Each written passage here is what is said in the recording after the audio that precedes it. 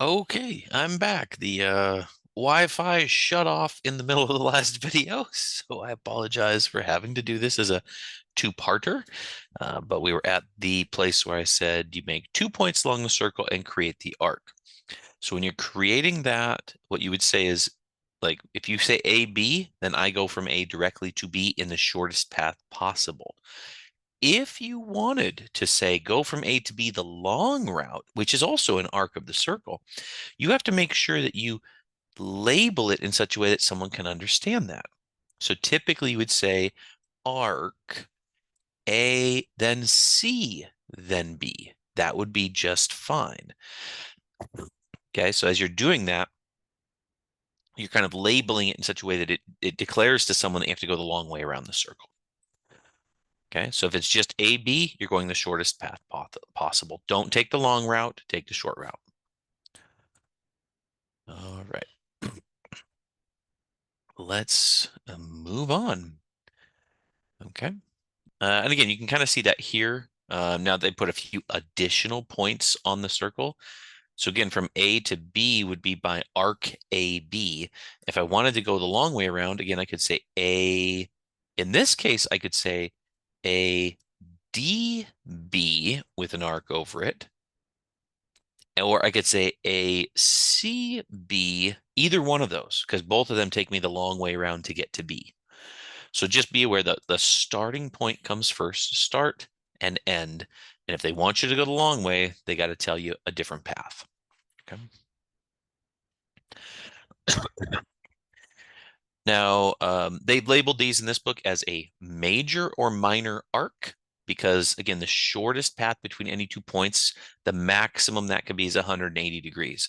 So if anything is bigger than 180 degrees, think of it like the reflex angle. We want to call it that. So a major arc is the long way, a minor arc is the short way. Okay. And let's see here, an arc that actually is the 2 points of a diameter, then that would be called a semicircle or a half circle. Okay, so if your angle measures 180 degrees, then that would be a semicircle. Excuse me. All right, what do we have here? Just your chance to play around with some of the angles, making sure you can measure arcs. And I do want to point out something that is common in this book. And for some of you, you may have seen it in your geometry class, but maybe not. Sometimes teachers let this go, but I believe it's actually really important. So let's describe it here. This right here is a shape. It is the arc from A to B. See that? That's the shape. So if I want to find the measure of that arc, I don't just call the shape. I have to tell you that I'm measuring it. So instead of telling you, look at this shape, I want you to say, look at the size of the shape.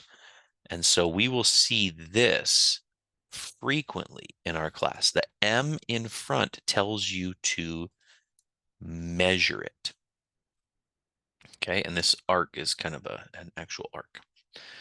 Okay. So now when we had line segments and we said AB looks like this, that's the line segment. If I wanted to talk about the length of the line segment, I could say AB with nothing on top of it.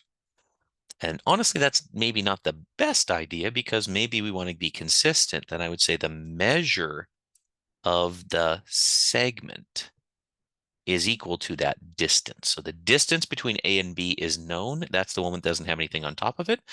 And when we want to measure the length of something, then that's the notation that we use. And that's why you'll see this M written all over the place. Okay, that's just as the measure. How big is it? But when you're talking about angles, we're typically measuring them in degrees.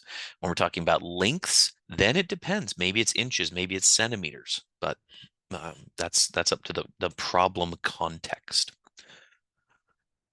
Okay, next term, perpendicular lines. You have probably seen these before. Perpendicular lines create a 90-degree angle. They have to intersect. They can intersect, many things could intersect to create these. We typically refer to the line, even if It's a ray. So if you took from B going towards A just as the ray, then again, just because that's, you can think of that being a ray, picture in your mind the line AB. So even though you're thinking, okay, from B through A, there's the ray, it's still bigger concept. There is a line then that goes through B and A, and that's the line that is perpendicular. Now we can leave it with the line shape, or we can even write it as a segment. BA segment is perpendicular to BC segment. We could also say M is perpendicular to N because the lines were also labeled with a single letter. So perpendicular looks like a capital T, but upside down. So again, terminology, if I say MN with two vertical lines very close together, parallel. MN upside down capital T, perpendicular. Okay, so again, getting used to that terminology and the notation. Some of it's the words, some of it's how we write it.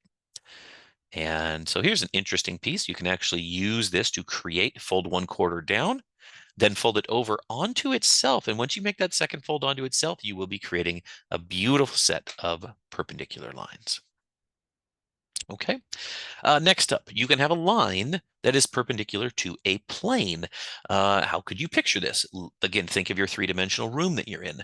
Think about the ceiling. Think about the line that goes up a wall and intersects the ceiling. Almost always, that line is going to hit at such an angle that it would be 90 degrees. Almost always. Some of you might have really fancy homes where it's like weird angled walls all over the place. And some of you might be in like, no, my home is not fancy. It's just old and kind of it's slanted. Okay, that happens too.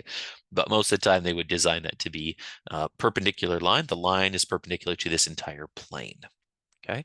And what that means is that this line would be perpendicular to every line that it intersects in the plane, which seems a little strange, but not really. If you think about, so this is the line in your house that's like the wall where two walls meet.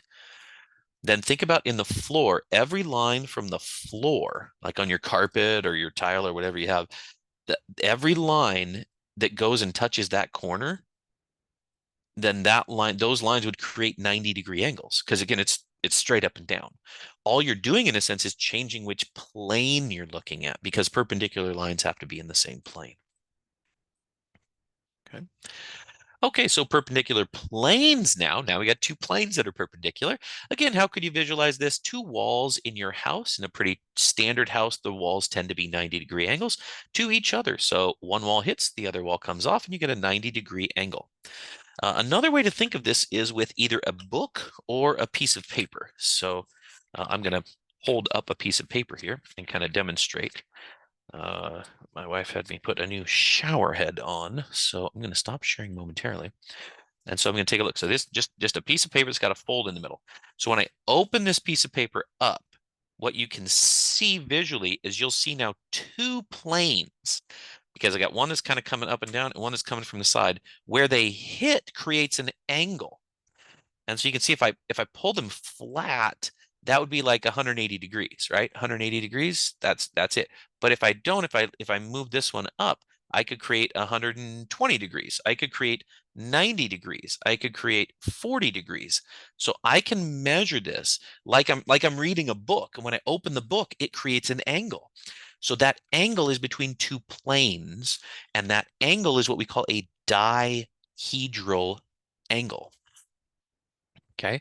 Now that comes from hedron, which is again like the idea of a face on a cube. It has multiple faces, face, hedron, it's Latin.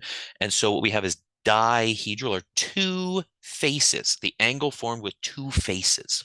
Okay. So there's how the word connects. Maybe sometimes that helps if you know where the word comes from, so you can kind of understand what it means. Okay. There we go. Dihedral angles. And I think that's it. So dihedral angles, just be aware of the way they name the dihedral angle. I guess I should clarify that. If you do have a dihedral angle, you tend to write it this way. So again, if I take like a plane here and another plane coming off this way, Okay. Then maybe I'll label this as P and Q. So a line that goes between P and Q. And then what you need is you need a point on the left-hand plane. So I'll call this one A, and a point on the right-hand plane, different planes, A and B.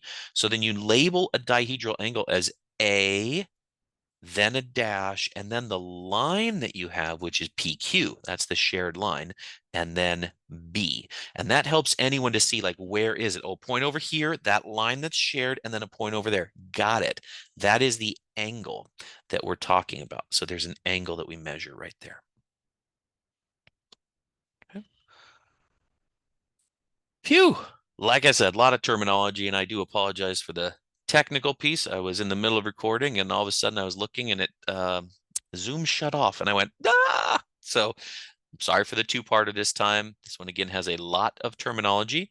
Next video coming up will be about the homework questions, but you are always more than welcome to do additional questions like in part A. Part A uses a standard straight protractor, which measures up to 180 degrees. That's most likely what we'll be using in class. And then in 1.1b, it uses a circular protractor, which again, depending on the school you're at, may have both for your students to use. All right. Well, that about does it for here. Hope you have a good rest of your day. Off you go.